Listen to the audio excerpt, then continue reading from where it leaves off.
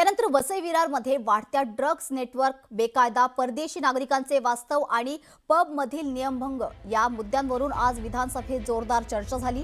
वसईच्या आमदार स्नेहा दुबे पंडित यांनी आक्रमक भूमिका घेत सरकारचे लक्ष वेधलं।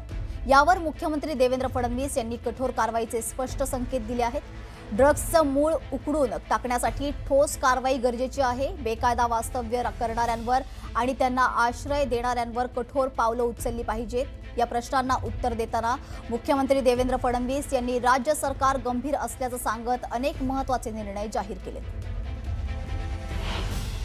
6-7 महिन्यांपूर्वी वसईतल्या पंखा फास्ट आणि विंग्स ऑफ फायर या दोन पबमध्ये मी अचानक धाडी टाकल्या होत्या रात्री 3 वाजता। अध्यक्ष महोदय, 1 वाजेपर्यंत ह्यांना चालवण्याची परमिशन आहे, पण हे 4-4, 5-5 वाजेपर्यंत पहाटेपर्यंत चालवतात आणि असे अनेक प्रकारचे पब वसई नालासोपाऱ्यामध्ये चालतात अध्यक्ष महोदय, आणि तिथे ड्रग्सची विक्री होते।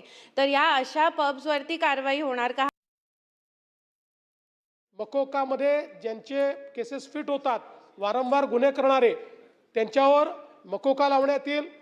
तडीपारीत ज्यांचे गुन्हे फिट होतात त्यांना तडीपार करण्यात येईल।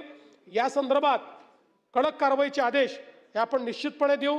आणि तिसरं, त्यांनी जो विषय सांगितला की त्यांनी काही ठिकाणी रेड केले आणि उशिरापर्यंत पब त्या ठिकाणी चालू होते, या संदर्भात आपण एक सुधारणा आणतो आहोत लायसन्समध्ये की एक विविक्षित वेळा लायसन्सचं उल्लंघन झालं तर लायसन्स आता आपण सस्पेंड करतो, तो सस्पेंड न करता वारंवार उल्लंघन करणाऱ्यांचा लायसन्स हा परमनंट कॅन्सल करायचा।